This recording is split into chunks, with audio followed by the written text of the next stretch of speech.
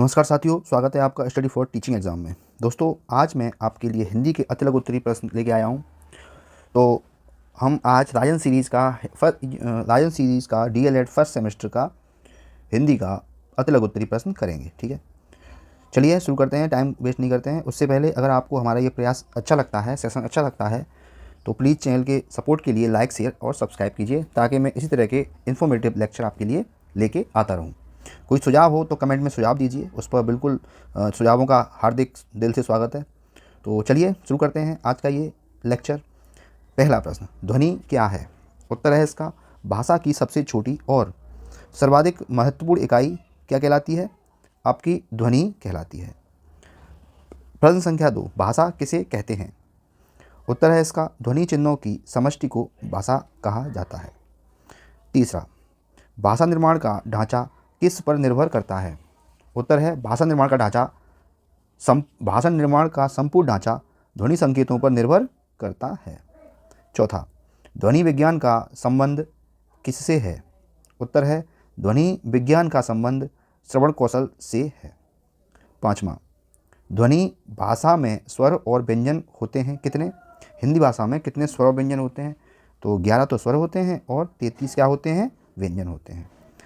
प्रश्न संख्या 6, स्वर किसे कहते हैं? उत्तर है जिन वर्णों का उच्चारण बिना अवरोध के मुंह से निकलता है स्वर कहलाते हैं। हिंदी में कितने स्वर हैं? कुल 11। आ ई उ री ए ओ। कुल कितने स्वर हैं? 11। दीर्घ स्वर किसे कहते हैं? उत्तर है इन शब्दों का उच्चारण करने में ह्रस्व स्वरों की अपेक्षा बहुत अधिक समय लगता है, उसे दीर्घ स्वर कहते हैं, जैसे आ ई उ ए ओ। अगला है आपका 8वां प्रश्न, स्पर्श व्यंजन किसे कहते हैं? उत्तर है जब मुख द्वार को बंद करके खोलते हैं जिससे हवा उच्चारण स्थानों को स्पर्श करती है, जैसे क ख घ घ ट ठ, ये तो इनको क्या कहते हैं? हम स्पर्श व्यंजन कहते हैं। प्रश्न संख्या 9, स्पर्शी व संघर्षी व्यंजन किसे कहते हैं? उत्तर है जब मुख द्वार को बंद करके इस प्रकार बोलते हैं कि हवा स्थानों को कुछ रगड़ती हुई चलती है, जैसे च छ झ झ, क्या कहते हैं इसे? स्पर्श और संघर्षी व्यंजन। 10वां, भाषा के कितने रूप हैं? तो भाषा के 2 रूप हैं, लिखित और मौखिक। 11, अग्नि, अमृत तथा गणेश के 2 समानार्थी शब्द लिखिए। तो अग्नि का एक हो जाएगा अनिल, एक पावक, अमृत का एक पीयूष, एक सुधा, गणेश का एक लंबोदर, एक गणपति। 12वां प्रश्न, शब्द एवं पद से आप क्या समझते हैं? उत्तर है वर्णों के सार्थक मेल को शब्द तथा कविता की कुछ पंक्तियों के मेल को पद कहते हैं। 13वां प्रश्न, अंश व अंश में अंतर लिखिए अथवा अंश और अंश शब्द का अर्थ स्पष्ट कीजिए। उत्तर है अंश कंधा, अंश भाग। 14वां प्रश्न, अज्ञ और उन्मुख शब्द का क्रमशः विलोम लिखिए। उत्तर है अज्ञ का विलोम है विज्ञ और उन्मुख का विलोम है विमुख। प्रश्न संख्या 15, भ्रंग और बिटप शब्द के क्रमशः 2 पर्यायवाची लिखिए। तो भ्रंग का पर्यायवाची है मधुकर और भोरा, और बिटप का पर्यायवाची है तरु या पादप। श्रुतलेख का क्या उद्देश्य है अथवा श्रुतलेख का अर्थ एवं महत्व बताइए। उत्तर है श्रुतलेख को अंग्रेजी भाषा में डिक्टेशन कहते हैं। अध्यापक छात्रों को भाषा कक्षा 5 से ही सुलेख या श्रुतलेख की शिक्षा देना शुरू कर देते हैं तो अच्छा होगा। श्रुतलेख सुनकर लिखा जाता है, शिक्षक बोलता जाता है और छात्र उसे लिखते जाते हैं।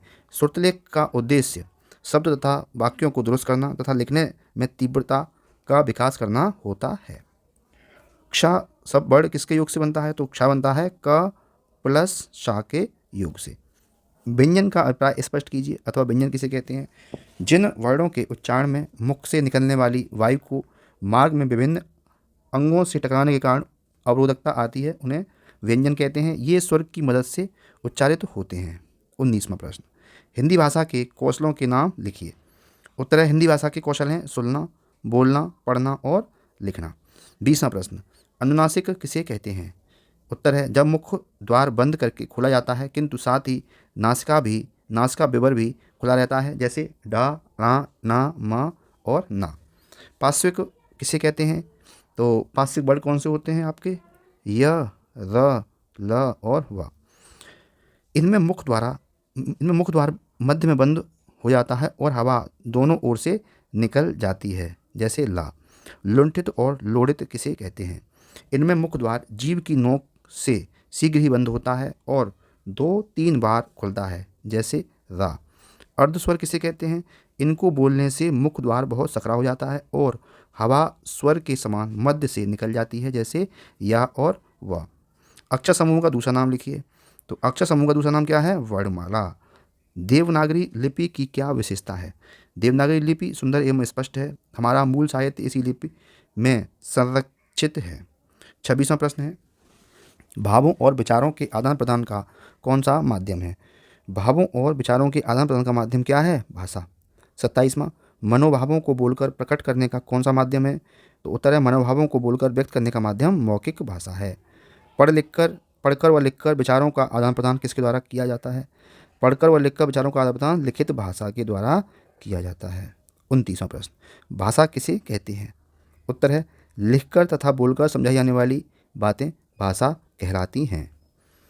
30वां है, अनेकार्थी शब्द किसे कहते हैं? उत्तर है भाषा के अंतर्गत अनेक शब्द ऐसे होते हैं जिनके एक से अधिक अर्थ होते हैं, वे शब्द अनेकार्थी शब्द कहलाते हैं।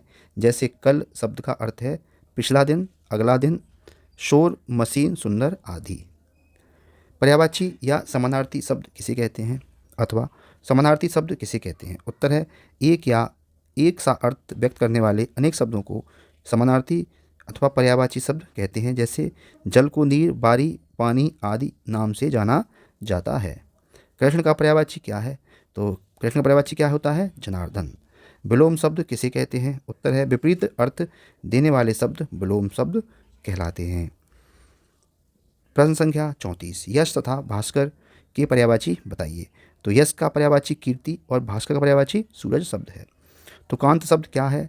तुकांत शब्दों में उच्चारण की दृष्टि से समस्त शब्दों में अक्षरों तथा स्वरों की किसी भी प्रकार की एकरूपता होती है, तुकांत शब्द कहते हैं। जैसे रुष्ट, पुष्ट और दुष्ट, झोंक, पोंक और टोंक, अंडा, पंडा, संडा, डंडा, कंडा और मंडा, ये क्या है? तुकांत शब्द हैं। 36, अनेक शब्दों के स्थान पर एक शब्द का प्रयोग किया जाता शब्द का प्रयोग क्या है? तो भाषा को स्पष्ट, संक्षिप्त तथा सुंदर बनाने हेतु वाक्य को एक ही शब्द में व्यक्त करने वाले शब्द को एक शब्द कहा जाता है तथा जिसने विवाह न किया हो उसे क्या कहते हैं? अविवाहित। जिसकी कोई उपमा न हो उसे क्या कहते हैं? अनुपम। 37, हिंदी के अंतर्गत कितने विराम चिन्हों का प्रयोग किया जाता है?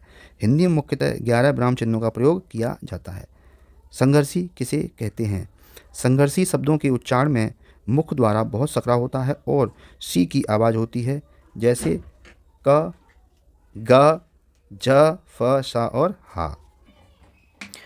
प्रश्न संख्या 39, ऊष्म व्यंजनों की संख्या लिखिए। तो जिन वर्णों में हवा मुख से रगड़ खाती हुई धीरे धीरे बाहर निकलती है उन्हें क्या कहते हैं? ऊष्म व्यंजन कहते हैं। जैसे स, श, श और ह। विराम चिन्ह का आशय स्पष्ट कीजिए। भिन्न भिन्न प्रकार के भावों और विचारों को प्रकट करने के लिए जिन चिन्हों का प्रयोग वाक्य के बीच में या अंत में किया जाता है उन्हें क्या कहते हैं? विराम चिन्ह कहते हैं। 41वां प्रश्न, अर्वाचीन और उचित का क्रमशः विलोम लिखिए। तो अर्वाचीन का विलोम क्या है? प्राचीन, और उचित का विलोम है आपका अनुचित। 42वां प्रश्न, ग्रंथ के बचे हुए अंश जो प्राय अंत में जोड़े जाते हैं, वाक्यांश के लिए एक शब्द लिखिए, उनको क्या कहते हैं? उनको कहते हैं हम सूक्ति। 43वां प्रश्न है, अल्प विराम का प्रयोग कब किया जाता है?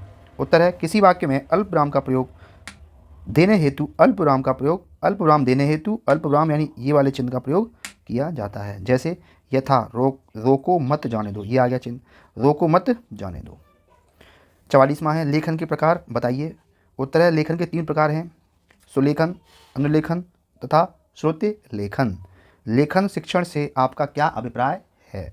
उत्तर है भाषा की ध्वनियों को जब प्रतीकों तथा संकेतों के माध्यम से लिपिबद्ध किया जाता है तो क्या कहते हैं? उसे लेखन कहते हैं। लेखन शिक्षण की विधियां बताइए।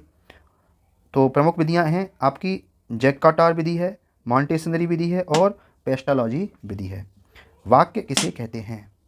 उत्तर है मनुष्य के विचारों की पूर्णता लिखित तथा अथवा मौखिक रूप से व्यक्त करने वाले समूह को क्या कहते हैं? वाच्य कहते हैं।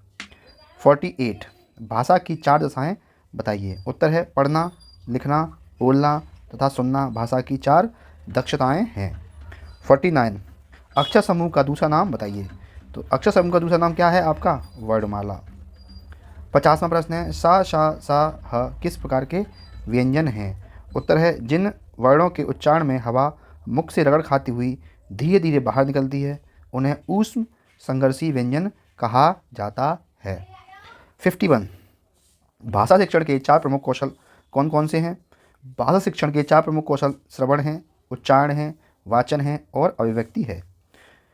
52 अनभिज्ञ तथा मुक्त का क्रमशः विलोम शब्द लिखिए। तो अनभिज्ञ का होता है सुविज्ञ, मुक्त का होता है वंधन। 53 छत्र ज्ञ किस प्रकार के शब्द हैं? तो इनको उत्तर है ये एक संयुक्त व्यंजन है।